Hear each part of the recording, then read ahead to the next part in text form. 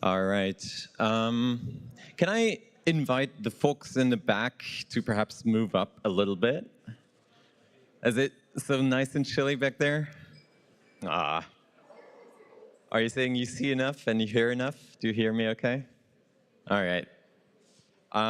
Do we have still lots of people in the hallway, or do we have most in here? A handful? All right, let's make sure.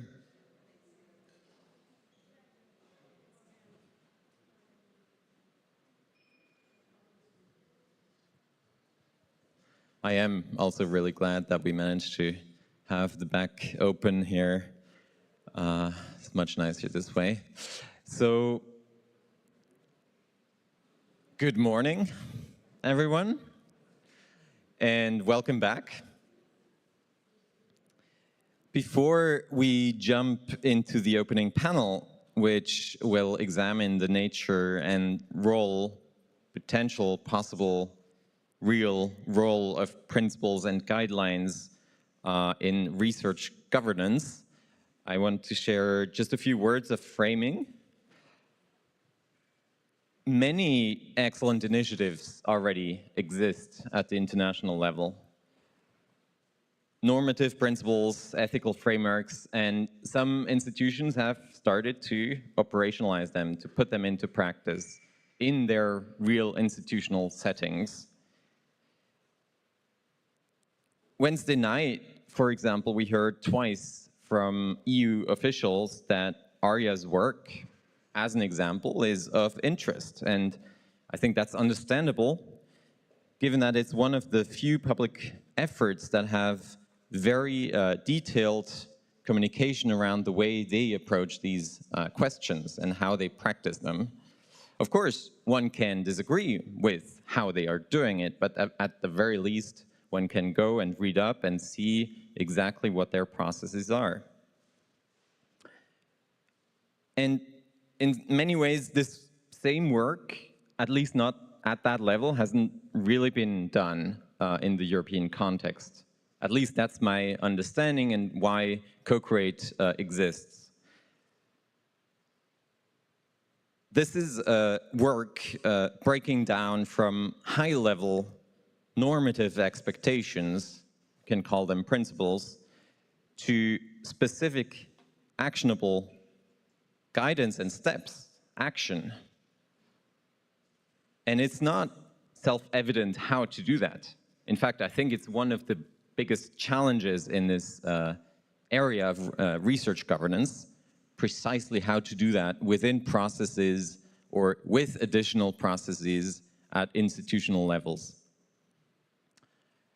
So I just wanted to highlight really this duality of principles and guidelines as sometimes a bit on a continuum, but really guidelines being where the action is.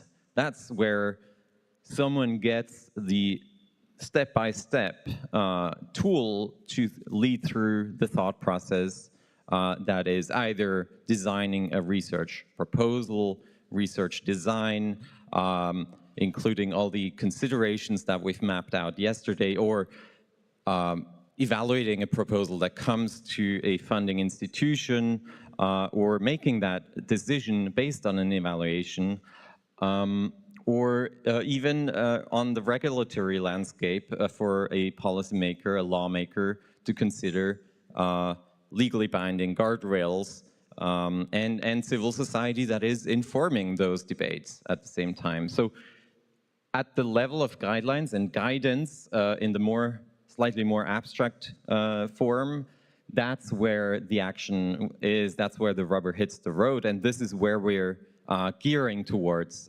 today as the last day of interaction, really building on your expertise in the room, your perspectives, your experiences in real-world professional contexts. And to do that, I also want to remind ourselves what the policy backdrop is for this in the European research area. And I've already mentioned this on Wednesday evening and in yesterday's opening, that we're not operating on an entirely blank canvas, but in fact there are normative statements that have been made by the Commission and by the Council and by the chief scientists advising the Commission, as well as the group on ethics also advising the Commission.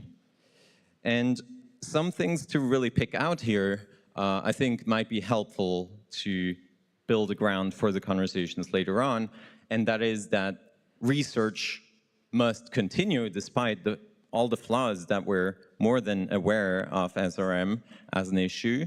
And it must be rigorous and ethical, and it must take full account of the possible range of direct and indirect effects. And this is specified a bit more in the Chief Science Advisor's report with a lot of detail, building on the evidence review done in the SAPIA working group, that this also regards the aspects, not just climate, but also the biosphere and humankind, the human dimension, and that governance and justice issues also need to be looked at, and not, quote unquote, just the natural science of it. So these are the dimensions in which comprehensiveness, as I read it, should be met in the research. And, well, there's that simple phrase that it should be conducted responsibly. And I think that's kind of self-evident, but we are here to translate what that might mean. And in accordance with EU ethical principles in research. And in the ongoing work in the project, we are looking at all of these as a starting point that needs to be translated into something that's actionable. And the mapping that we did yesterday in the breakout sessions very much reflects the analytical work, the themes that have been looked at by colleagues in the consortium to date. So that's just by way as a reminder of where we're at in this conversation as we're moving towards formulating our input into this conversation at the different levels of stakeholders. And we've had very rich discussions, obviously. So in the conversation on the motivations for research governance or for strengthening research governance, we've seen just how wide-ranging those are, and at the same time we also saw a convergence around certain themes. I'm not going to try and rehash that. That's for you also to do in your own mind as you think back. Yeah, so I won't do it. But in the evening panel before, we touched on some of the key points of the analytical work, such as what is SRM and why study its effects from a scientific perspective, and how can we understand SRM research and field experiment cases. We also heard about what international law says and about public views about SRM research, and finally also how research ethics can contribute to research governance. In the 12 breakout conversations that are summarized on this visual, we deepened, I would say, our mutual understanding of particular thematic areas relevant to this issue through our respective perspectives. And I think this picture alone speaks more than 1,000 words. And this brings us to today, which allows us to reap some of the fruits of these discussions and really take them forward to more specific needs for guidance. And if they were met, how they would help overcome the struggles that ensure responsible governance of research and conduct of research. On the note of codes of conduct, I just want to remind everyone that we need to have constructive conversations if we are to make progress. And so just as a quick, super quick reminder, let's adhere to our rules of co-creation so that we can do that in a safe space. With that, that's the overview of the day. We're already a few minutes past the agenda, but I would like now to invite the panelists for the opening panel onto the stage.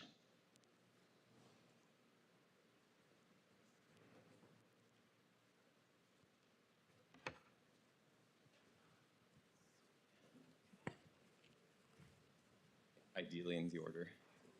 Exactly. Maybe if I could ask you to switch one seat so I can take the outermost. That works. Thanks. Good morning. So,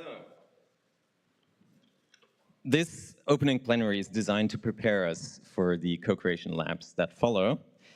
In particular, the focus is not discussing specific norms per se, but we want to explore what principles are in their nature, how they can serve to achieve the objective of responsible research and its governance, and in particular, how guidelines might take us further towards that aim by being more concrete and stakeholder tailored, if you will. So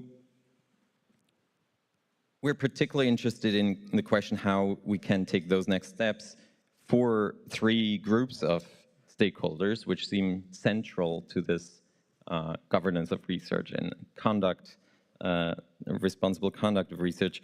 That's obviously the researchers themselves, the research funders and ethics evaluators, and regulators and civil society, which set the broader frame.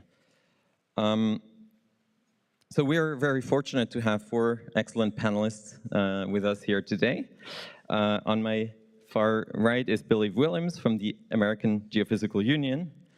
Then we have Lili Fuhr from the Center for International Environmental Law, Shuchi Talati from the Alliance for Just Deliberation on Solar Geoengineering, short DSG, and last but not least, Manon from the University of Tasmania.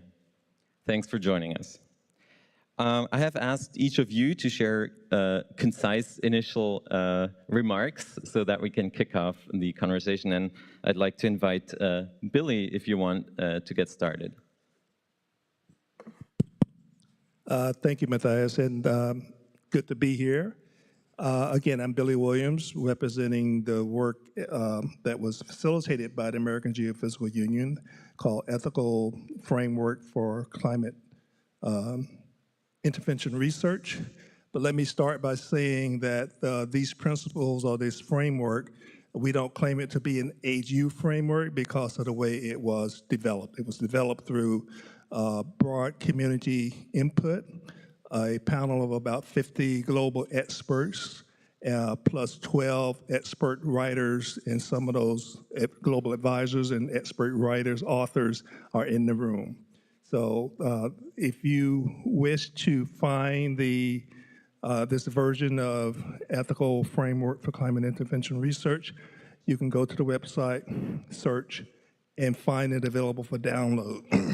It's available in 11 different languages. We have found these to be, they were two words about this framework. They were written as a framework for all forms of climate intervention research, not specifically for SRM. So that's one thing to keep in mind. They're written at a high level, so it takes into account the work for SAI, for MCDR, and other forms of technology. There's also a passage that talks about emerging technology. So when you read these principles, they were written deliberately at a high level so that they could also speak to policymakers. It's written in a way that we believe policymakers will find useful. We believe funders will find useful. In fact, that's what we have learned so far, that they are not prescriptive for the researcher, but they give the proper level of information that a funder would need to know in terms of these are the things you should look for in terms of your principles. This framework has 5 different principles, and 2 of them I would say are the ones that our researchers probably most likely are looking for additional information on how do you operationalize these. And one of those 5, 2 of those 5, one is on the requirement for cooperative public engagement. A lot of members, a lot of research groups struggle with this. How do you do this, and what does it mean for us as we go forward? And the other is around holistic climate justice. And let me say something about holistic climate justice, because these principles lay out 5 different areas under that domain. And the expectation is not that the researchers would know and become experts on climate justice, but they should be aware of these principles and consult with social scientists or others as you are planning your work. So it provides, I think on the spectrum that Matthias showed, it's probably more of the guardrails, it's closer to this end of the spectrum than it is the opposite end. These are things that we believe people doing research should know. These are the things we believe policymakers should look for, and these are the things that, that we believe that funders can use as they go forward. And in our engagement with ARIA, because they are held up as a prime example of doing it well, and I agree wholly with that. We had engagement with them, and they don't say we endorse the AGU ethical framework principles, but they model their requirements for their projects after those. And so we think it's served us well, it's served them well. We think they're serving the community well. Thank you. Thanks, Billy. I think I'll seamlessly invite Lili to share her remarks. Thanks. Sure. Thank you. Good morning. So I want to focus my remarks on 2 things. The real-world context in which we're operating when talking about all of these things, and then the role of principles and guidelines in that. And in that first part, I'm going to echo, I guess, some of the things that have been said over the last two days, because they're really important, and I don't feel we've fully grappled with them. So the first point is that the political context really matters. We're seeing rise of authoritarianism, fascism, and in that wider context, genocidal and ecocidal projects are being normalized in this world today. Human rights, rule of law, ecological limits are really sacrificed for this, what Olivia yesterday called this larger project of creating a different kind of humanity or civilization. And that political context will matter in the future. Someone raised in one of the breakouts that, what do we know about multilateralism in 100 years from now? Nothing, right? Second point, we're seeing a fossil fuel renaissance. We're seeing a convergence of interest between big polluters, the far right, authoritarian politics, and big tech, Silicon Valley, money and interests. And how does that really change how we see publicly funded research now and in the future? I don't think anyone has grappled with that here properly. At the same time, research on real solutions is being marginalized. I don't know how many of you were in Santa Marta at this first conference for transitioning away from fossil fuels. Just a few weeks ago, I was there, and I can tell you, it was even hard to find the little bit of money to make that conference possible. We are not doing what we need to do to transition away from fossil fuels. That money is not being put forward, and those solutions, real solutions, are being marginalized in this current world and climate.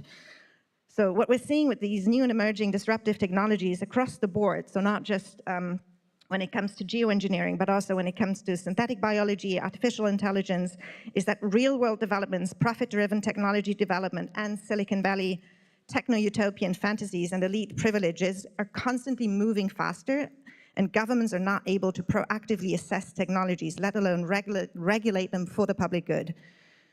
So, in my view, solar geoengineering really belongs in a category along with nuclear weapons, human cloning, chemical weapons, where technology development must be prevented and use must be banned. And I think it's important that part of the political context in the EU that you mentioned, Matthias, is that also in 2023, the European Parliament called for a non-use instrument. So that is what I think matters for the context. And those are really, really difficult questions to grapple with. So in that context, voluntary political guidelines, more or less voluntary political guidelines and principles can only play a very limited role, because voluntary frameworks have consistently failed to prevent harmful environmental impacts, to hold powerful corporate actors accountable. So what we do not need is more non-binding principles. What we need is governments to uphold their commitments under international law and human rights, and to build on existing restrictive decisions taken by the international community. Now, we've raised some of them before, but I really want to stress that the International Court of Justice landmark advisory opinion that was just, welcomed with an overwhelming majority in the General Assembly, affirmed that where proven measures to tackle the climate crisis are available, states must use them. And when there are threats that new technologies could cause serious and irreversible harm to the environment, precaution counsels against their use. The Advisory Council to the Human Rights Council has also made it clear that SRM would be in conflict with human rights.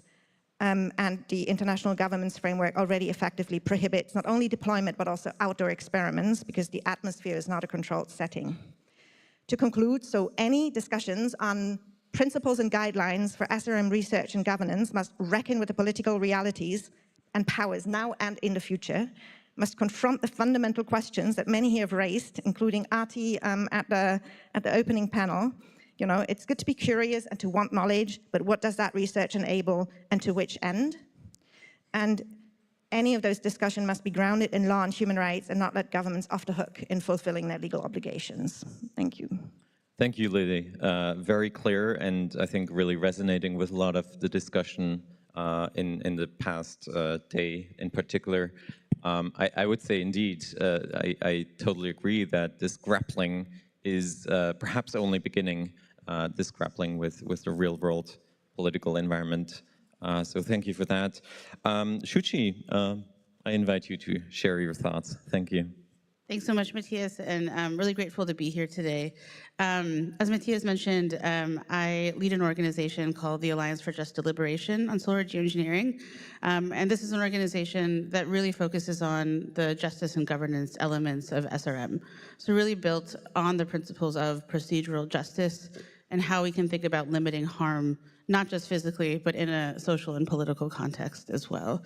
And in this vein, I think it's really important to kind of think about why we're thinking about SRM and kind of why we're on this stage. And I think the challenge with SRM, as compared to a lot of other emerging technologies, is that it has emerged in the context of harm. It's emerged in the context of climate change.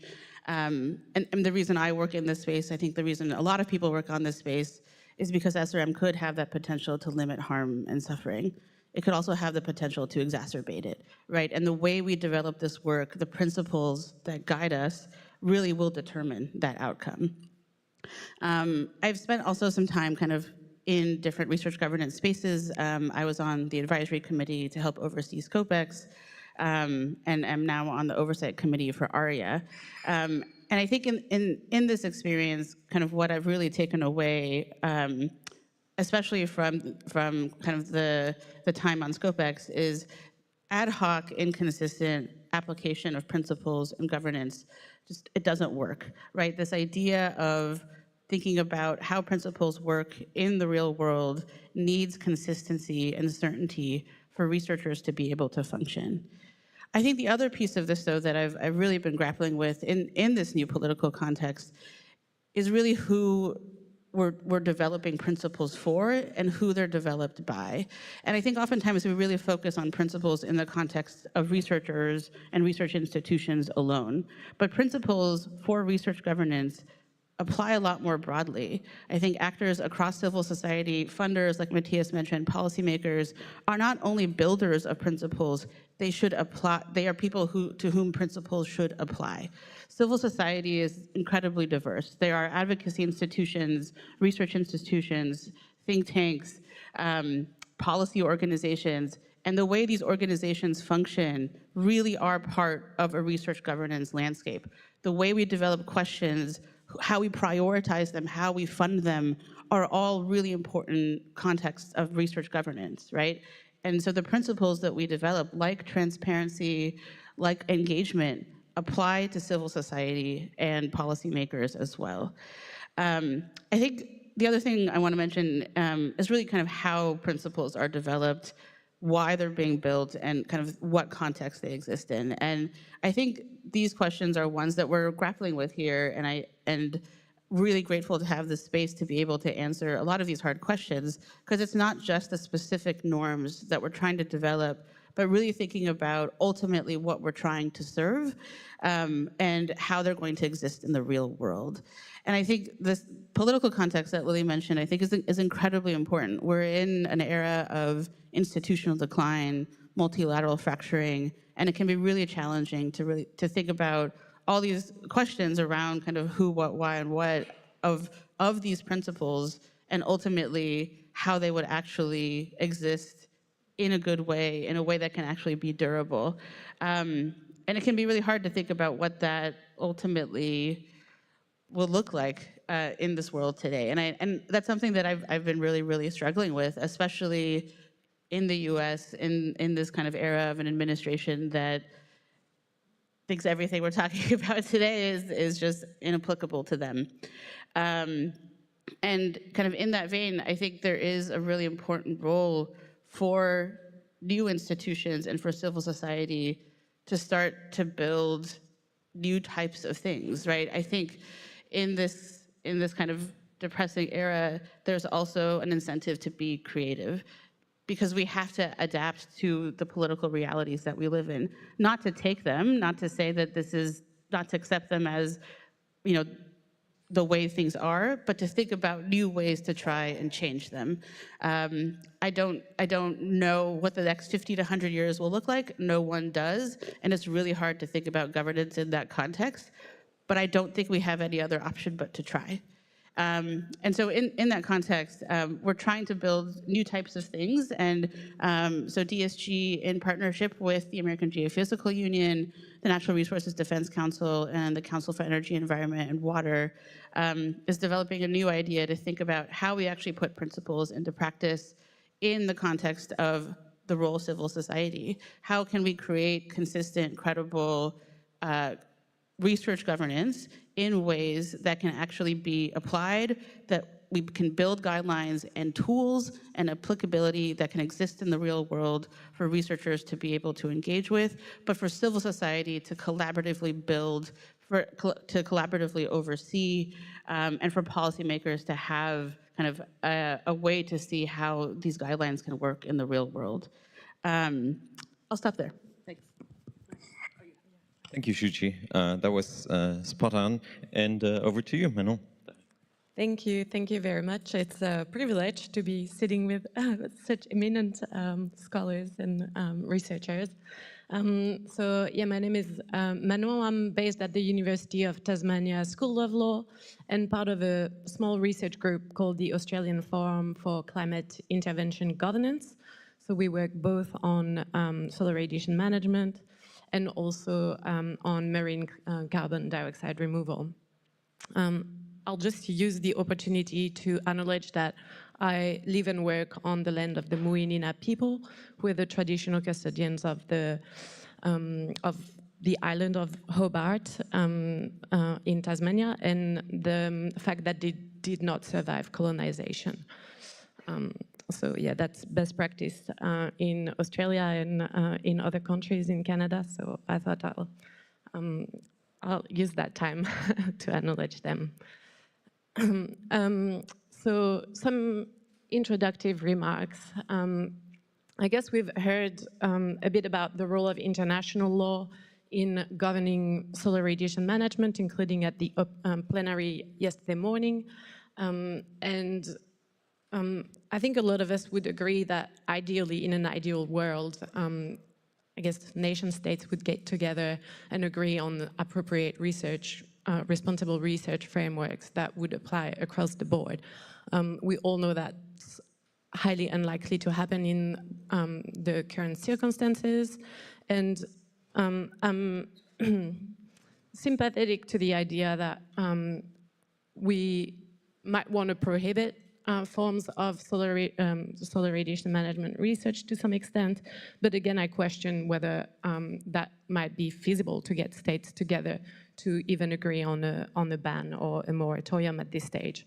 So what our team has been working on is, well, given the limited capacity of international law to respond to the governance challenges of SRM, what can states, nation states do and domestic governments do to govern SRM research at the domestic level?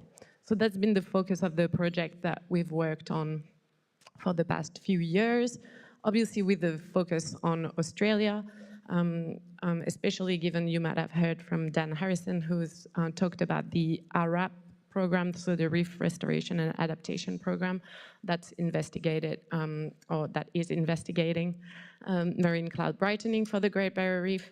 So we've looked at Australia, but beyond that specific jurisdiction, we also question whether other states might be interested in developing governance framework or legal framework to govern small-scale SRM research. And again, I'll insist on the fact that that might not be ideal, but it's better than nothing at this stage, and it might be an interesting starting point, and all these domestic governance or legal experiments might then feed into best practices for future governance at the international level. So yeah, I'll probably just leave it there at the moment, but yeah, raising the idea that maybe domestic governance in the meantime might be a good compromise, I guess. Brilliant. I think this was a great landscape on this question. What are principles per se, and what are guidelines or guidance, and how do they express what are the challenges? I'm hearing in particular an acknowledgement of just how, I'm going to say, difficult the real world setting is within which we're having that conversation, but that at the same time, you know, the question, what choice do we have other than try and doing our best within the means that we have as different actors, different stakeholders. And at the same time, in addition to that, that diverse actors really should uphold their commitments and respond to the normative expectations that have already been long established. And I think that's important to note as well. I do want to bring in the audience right away, and if you permit, perhaps if you have additional responses to what you heard from fellow panelists, you might be able to connect that with one question or the other from the floor. Do we have mics in the floor?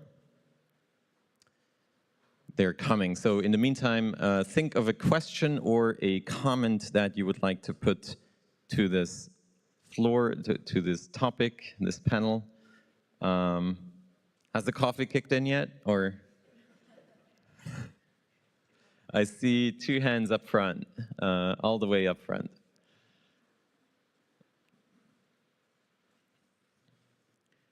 So, two gentlemen sitting behind each other.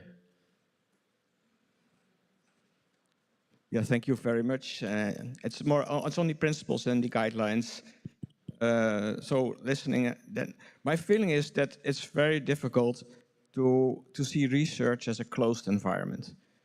Developments always happen in adjacent areas, etc. So from that, each division that you make from this is SRM, this is not SRM, will be challenged at some point from developments in adjacent areas that might be used, so applications that are new. Researchers are all the time looking into other areas and what they could do in their area, and then it might, through other passes, not intended, get into the SRM research. So I think, and then you can try to do it as framing, but framing is in words, and you never know for sure what people can say what their intent was, but in the end it could be other intent. So this is very difficult to constrain and to really define by principle what is SRM research and what is not, because you only know this later. And I think one example is the development of the laser in the past, where there was really strict regulations, giving the Star Wars from Reagan, etc. And then in the end, the laser development went on and has other applications. And now we use the lasers to shoot drones out of the air. So things develop in other ways. We didn't think about drones in the 80s. So that's my point on research and principles and trying to define, to constrain the research. There's always this passes around will be followed. But I think strict technical and guidelines and ethical guidelines can be formulated. And I think the cloning, for example, is a very good example where all these technology developments go on, but there are strict ethical guidelines from what is possible, what can you do in a lab, and what's forbidden. So along that line, my plea there would be to really spend a lot of time on very detailed, and it has to be very technical and ethical and governance on the guidelines, but don't try to do it in principles which will be undermined in the end. Maybe the reaction of the panel on this. I think that's a good sentence to land on. And also, I think this is the kind of challenge that would be great to explore further in the co-creation labs. It sounds like that's an avenue, almost like a mandate for a working group to figure out even beyond this sessions today. But I saw Billy had a response as well.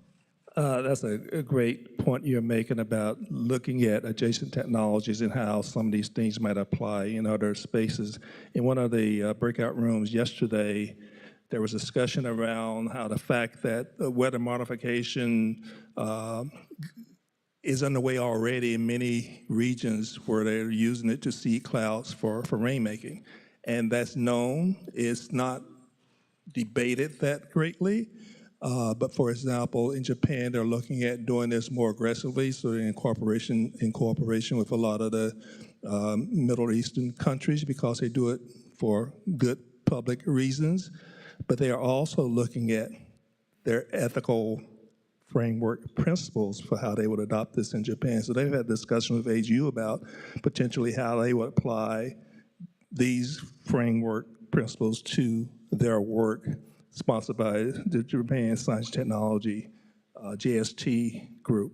So I would say that's a great point. While we might sit here and say we should not do research in this area, my personal opinion, I'm not speaking on behalf of AGU when I say this, is that this research can be useful for a number of reasons beyond just the fact that we're, as we heard from Peter Vorhoff yesterday, and anybody reading the literature, there are 40 billion tons of carbon going into the air every year, and we're not doing what we should to reduce those emissions. So this could be very useful in the future. The research, not deployment, research. Thank you. I see Shuchi, yeah? Yeah, no. And Lili as well? Or no? Okay. No, I totally agree with Billy, and I think practicality is always going to be the challenge, right? Principles are ideal. I think they're the North Star, but how they work and how they ultimately get applied is always really challenging. And I think, Billy was alluding to public engagement earlier as one of these really challenging principles that we really want to uphold, but is incredibly complex, right? And I think when we think about the reality of engagement, who it's done by, who it's for, who it's paid by, it's murky, right? And I think, the work that DSG does is around capacity building and engagement in climate vulnerable countries and communities. And what that ultimately actually looks like on the ground is always different. It's always challenging. It has its own, I think, nuances and details that can be, I think, really challenging to understand kind of how these things iterate and evolve in the real world. But I think that's part of how policy ultimately gets built. We learn, and I think we iterate upon kind of how these. We have to iterate upon, I think, how that practicality actually comes into play. Okay, so we have both Manon and Lili also wanting to respond, if you can do quickly, so we get a few more questions in. Sounds good. Yeah, there was a lot in this question, so I'm happy you addressed the question of analogs and the question of principles as kind of goal setting. I'd like to come back to your point on having very detailed and technical guidelines, and I think, that's the question that unites us here is like, how do we operationalize those very generic, very broad principles into something that's actionable by researchers and institutions even. And I think it is very important to have these general principles in place where there needs to be work and deliberation is on how do we translate those into criteria, targets, indicators that can then be used by researchers to and funders to assess their projects. I think the point I'd like to make, and on echoing with what you said about how things evolve so quickly and change, we need to have criteria in place that are flexible enough so that they can be revised over time and reviewed. And so that's the whole idea of adaptiveness, right? So we need to make sure that we build that adaptiveness into governance frameworks, yeah.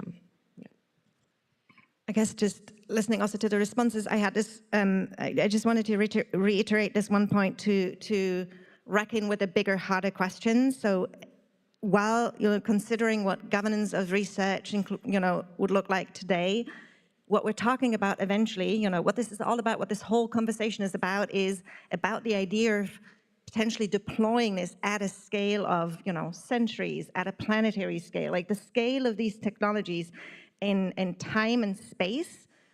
I feel like that part drops out of the conversation when we look at, how do we do this particular, piece here, as if that real challenge didn't exist. So I think that should be, we have to start from there and then work backwards as to what we're actually building towards or shouldn't be building towards. Thanks. Yeah, I think that's a very important point indeed, and perhaps an underlying tension in this entire discussion is, can research also be structured so that it does not inherently build towards, but rather structures that question in itself at a meta level, whether or not one is building or is not. And I think research is also performative, so it's a challenge exactly for governance. Yeah, but if we're not wanting to build towards, what is the research that we actually need to do, and how much of that research has been done to answer those questions? Agreed, right? agreed, 100%. Yeah. So I saw two hands, Herman and Xavier, I think, a moment ago, and then further hand, David. Oh, and Daniele. Well, you're all the way in the back. You cannot come in right now. So Herman was first. If we can add the mic to Herman.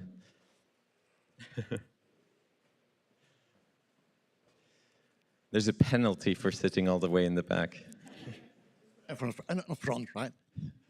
A couple of things. One is, in the Dutch situation, we had a remark in the climate law that when it comes to governance of SRM, there's a distinction between academic freedom and application and deployment at higher TRL levels. So what's the role of academic freedom here? And the second point is when I think of the scientific practice, I know that progress goes in very small steps. And in these steps, you cannot always recognize the direction it's going to. So, and if I write a proposal, it's for one PhD doing a very small part of a fundamental problem, which is not directly linked to SRM, but can be useful to SRM. So what sort of guidelines do you need for those type of proposals, right? You do not really recognize, or it's not even meant for SRM, but it will be applied in SRM. And do you have the same principles then, or the same guidelines for those type? And I think that's the common practice of science. So I mean, we're not always talking about large programs in which these principles can apply, but a collection of small steps in small projects with just one or two people working on this. So how is this going to work in practice? So yeah, evolving landscape, I think connecting with the previous point as well, and the fact that the boundaries are a challenge in and of themselves. I think both points are really great to bring up and explore in the co-creation lab. And I think I would loop in Xavier's point as well, so that we can respond to both. Is there mic up? No, mic up front, please, Xavier. Thank you very much. Yeah, so what I'm about to say, I'm not addressing the core of the issue. That is kind of what we can describe as a Hobbesian moment. So basically what's going on with The regulation of SRM research is the same problem than with climate change. We are lacking a central authority to impose rules on the states, and that will not change soon. So we have to kind of operate in the kind of quasi state of nature, actually, for regulation of SRM. That being said, so the kind of the small comments that I want to make is that very often I'm trained philosopher, moral philosopher, ethicist, and we have, by experience, we have the feeling that very often we are convoked with other stakeholders in order to craft codes and guidelines, and when the project starts, we are forgotten. So basically, the organization, they tick the box, they say, okay, we have those guidelines, do you like them? Yeah, okay, we have that, and we put that on the wall, and that we move on. So my small, I'm doing a shameless promotion of my profession. Maybe one small step could be to integrate in teams ethicists. So you have someone that will not be the political commissar of the project. He will not be there to judge what's going on, but in order to allow those codes to evolve in an iterative way, to evolve with the project. So could be one way to do it. That's another brilliant example for something very concrete that I think should be featured prominently in the upcoming co-creation lab. So take note of that. Thanks. Any quick reactions on those points as well? Yeah, no, I wanted to respond to Steve. I think it's an incredibly important idea to think about integrating ethicists and social scientists into physical science projects. And one thing I wanted to share from the ARIA Oversight Committee work is this is something that we were thinking about when we were trying to figure out how we can integrate a lot of these really diverse, rich areas of expertise into physical science. And one thing that the ARIA Oversight Committee and the ARIA program team did was hire engagement experts and facilitators to work with the research teams to help them develop plans before they did anything else. For then the Oversight Committee to review, to comment on, to develop. And I think this is another version of that type of partnership that I think thus far has proven to be really valuable and rich so far.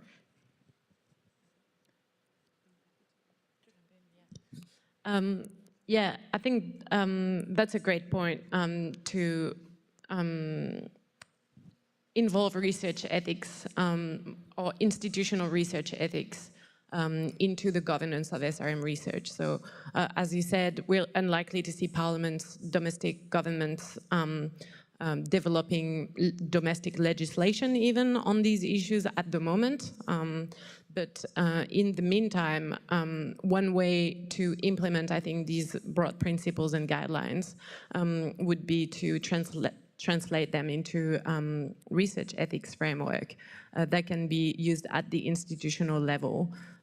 So on the model of institutional review boards in the United States, they're called ERBs, I think, so ethics review board in the UK, in Australia as well, or research committees, ethics research committees.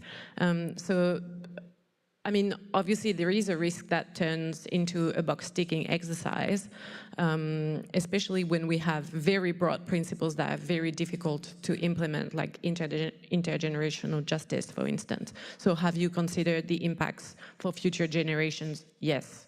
And move on to the next question, right? So there is a real risk with this, but at least these institutional level processes would allow independent peer review of the research design and would help to assess the scientific merit, weigh the benefits for scientific knowledge versus the risks of the research. So there is, I think, real potential there to tap into these mechanisms. Yeah. Great. Let's get another couple of questions in. I saw David very close up front, and Daniele was very keen earlier, so he'll go second. Thanks. Thank you, and good morning to everyone. I think my questions, I've got two questions. I think they're for Billy primarily, but others may have views. In the AGU guidelines, there's one specific provision that says that when you're considering a proposal, the risk assessment must consider not just the direct impacts of the activity, but also the potential physical, environmental, and social implications if that activity were scaled. And that seems to me to be quite a challenge, because if you scale to certain levels, some of these things would be things that you wouldn't want to do anyway from the beginning. So I just wonder how that works in practice. What's the expectation on the researchers as to what kind of scale they consider when they're looking at potential future impacts? And the second question in relation to the transparency, there's specific things in there on public and private funding and how that should be transparent. But are there certain models of funding where you would hope that researchers would simply not go there?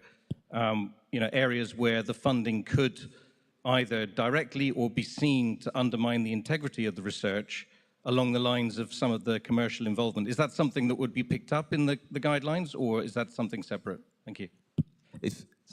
Just to suggest that I think there's depth to those questions that should be probably explored also in the respective labs, so researchers and funders.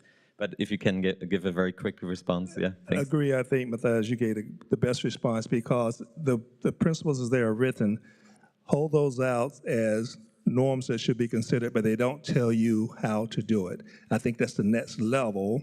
Again, because of the way these principles, this framework was written, it was not written to give the detailed guidance for researchers, for example. But these are the things you should be thinking about. And then as you have a review panel going forward, these are things to be addressed. So we were careful to not be prescriptive, again, on the guidance of our advisory board, our authors, because there's so many different opinions across the spectrum. We would have gotten hung up on this suggestion versus another. So we came out with a consensus high-level report, which I think was the best thing, but I think the next stage is what you're asking for and what is proposed in the co-create labs this afternoon and later on. How do you operationalize, or what should be the things we would go deeper on going forward?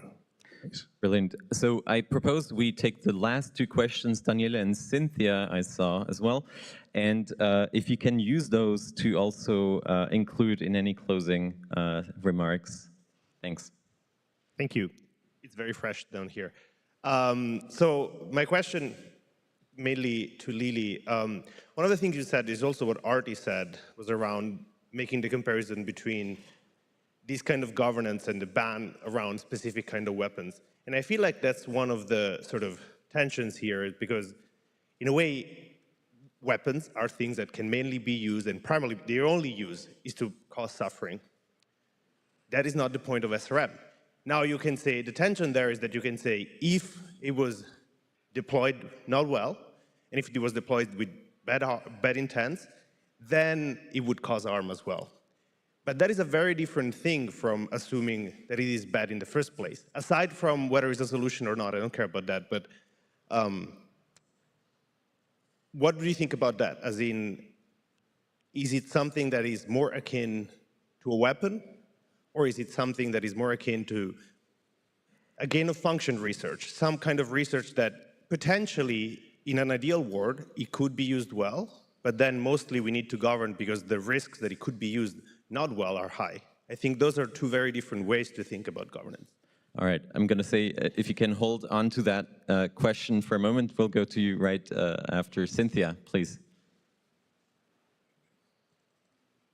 Thanks. Good morning for this. I'm very pleased to have this conversation with all of us here.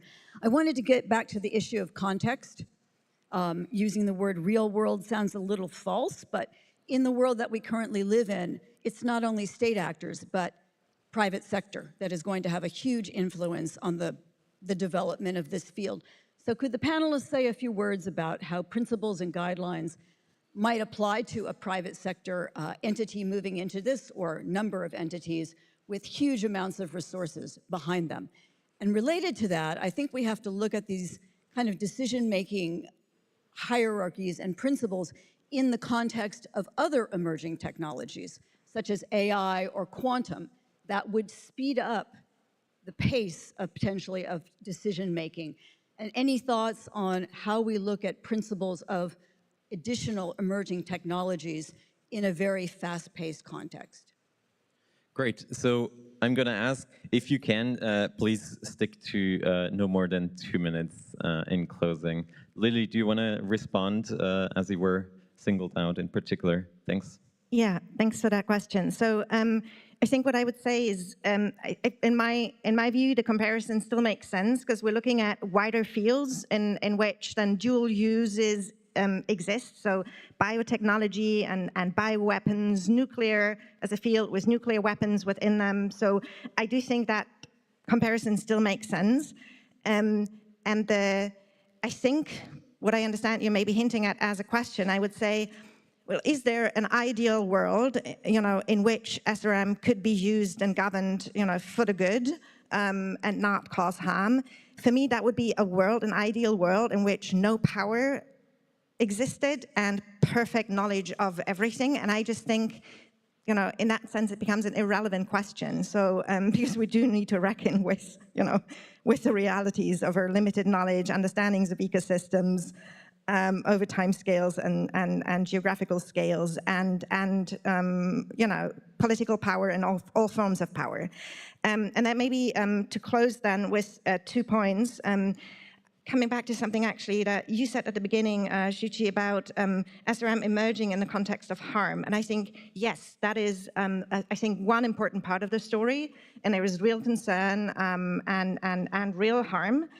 And SRM also has at least 2 other histories or factors pushing us here, right? One is its long history, whereas fossil fuel industry research and military research in these and similar technologies over decades, and also the rise of the tech oligarchy today and authoritarian regimes and fascism, right? All of those things are pushing us here, not just climate harm and concern for the climate emergency that we're in.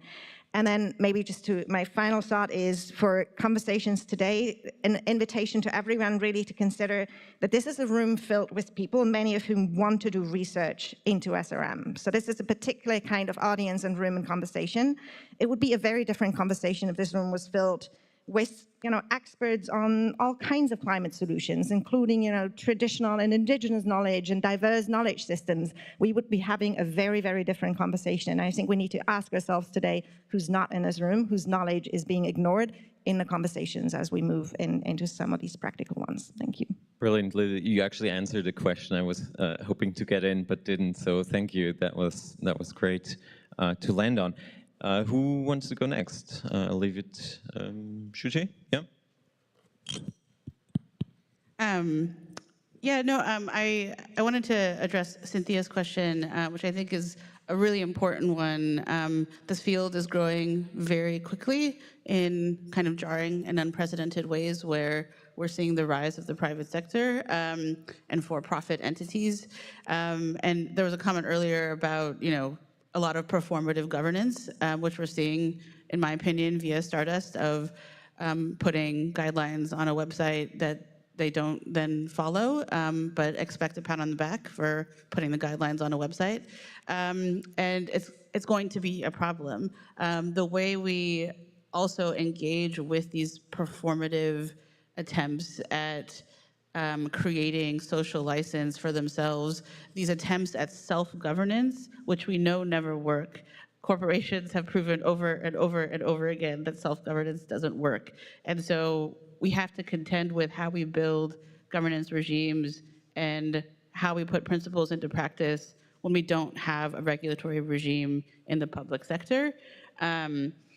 And I think, that's not to say the private sector won't be involved. They will be, whether we want them to or not. I think there are parts of the private sector, like the insurance industry, that will have some interesting roles to play. There are actors that could be extremely dangerous and problematic. But ultimately, I think our role is to ensure that we don't push these actors into the dark, that we use these types of principles and opportunities to shine as bright a light as possible on how this research is functioning and moving throughout the world. And I think, to address, Lili's point around harm, I think, and kind of who's in the room and who's not. And of course, this room is missing a lot of people, but I think there are it's incumbent upon us to create different rooms. You know, the work that we do is to create those rooms in different places, in different communities, and we hear a lot of different questions, a lot of different concerns, and a lot of curiosity and desire to learn. And I think it's making sure that we don't bring our agendas into those rooms, and to make sure that we actually create research governance regimes that lift up the questions that we hear in those different places. Brilliant. An incredibly good setup for the co-creation labs as well, for stakeholder-specific conversations from their respective perspective. Manon? Yeah, right. I'll jump in and I'll let you close the discussion, Billy. I'll echo to what Shuchi said in response to your question. I think, and I really took that from the discussions we had in the panel yesterday, in that there is an urgency to develop governance in order to restrict to some extent, or at least regulate, repeat some words that were heard yesterday, these private initiatives. And in absence of formal governance, informal governance is better than nothing, but there are different kinds of informal governance, and I think the voluntary or self-governance is definitely not effective or desirable at all. And what we really, what I took from our discussions yesterday is that as long as there is some form of compliance mechanism, whether it's hard law or soft law, as in, I guess, suspending funding or suspending publication options if certain principles are not met, that could be an interesting starting point. So there are other ways to curtail these activities, I think, even just reputational to some extent. So I think there is an urgency to develop really clear guidelines that translate these principles, and to try to hold these actors accountable for it. So developing compliance mechanisms and potentially some form of sanctions. The lawyer speaking, I guess. Great, and Billy, finally, to close it off. Yeah, thank you, and these have been great questions. And let me close my comments by saying that, I live and work in the United States, although I'm part of a global organization. AGU is global, but I live and work in Washington, D.C. And this has been a particularly tough past 18 months in the U.S. for anything associated with science, and especially associated with climate science. So AGU has leaned into filling the gap, and I'm going to use the word fighting, but defending science in the U.S., defending climate science, defending our climate scientists. But this gap in the United States has been created is also opening the door for some of these private sector actors to come in a very aggressive way, and we're seeing that even in this space. So I think it's incumbent upon us to look at ourselves across this room, not just the researchers, but policymakers and funders and others, and embrace the need for governance in this space, because without that, you're going to, you open the potential for things like what Cynthia raised in terms of additional harms to be done by the other actors that will come into this space. We want to have the dialogue with all actors in this space. We created an environment for that within AGU because of the broad domain of the sciences that we represent. We're a nonpartisan organization, so I would encourage you within your own professional society, whatever that might be, to open up the space for dialogue around this topic. And I would hope you would embrace the need for governance, especially in this space, in this world today. Thank you. Thank you, Billy. Well appreciate the call for dialogue, and I think we do need to work on these things in the manner, I think, that we discussed them on this panel today. And with that, I do want to thank our panelists with a round of applause. This was really helpful.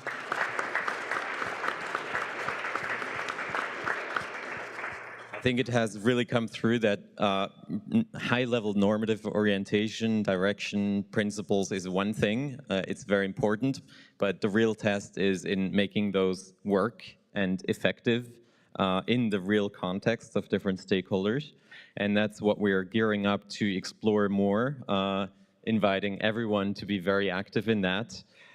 In the co-creation labs, starting after the break. We will invite you and recommend that you do join for the first round, the grouping, the stakeholder type that best fits your professional context, your background. There can be exceptions, especially if room size doesn't add up. We're mindful that this can happen, but we recommend you try and adhere to that. You can see, I think on the next slide where these are. For the second round, we will invite you to mix it up and to join any grouping that you find particularly intriguing to be a part of that conversation for some cross-pollination. So if we have the slide that shows where these are going to be, I think that will be very helpful for people to find their way after having had a chance to grab a coffee. And you will be guided through that process by a team of 2 co-facilitators, each giving quite specific instructions. You may still find yourself confused, and I think that is part of the process. Go with the flow is my recommendation. Also, when there's room for a turn to your neighbor standing or sitting next to you as you're debating these things, and ask for their opinion, their interpretation of the task, and see where that gets you. It will be an iterative process of individual note-taking on Post-it notes, putting them on large pieces of paper that give an indication of a theme, a thematic area within which your contribution might fit. But all of that will be explained more in the sessions, and so I do not want to hold you back from coffee any longer. Thanks. Thank you, everyone.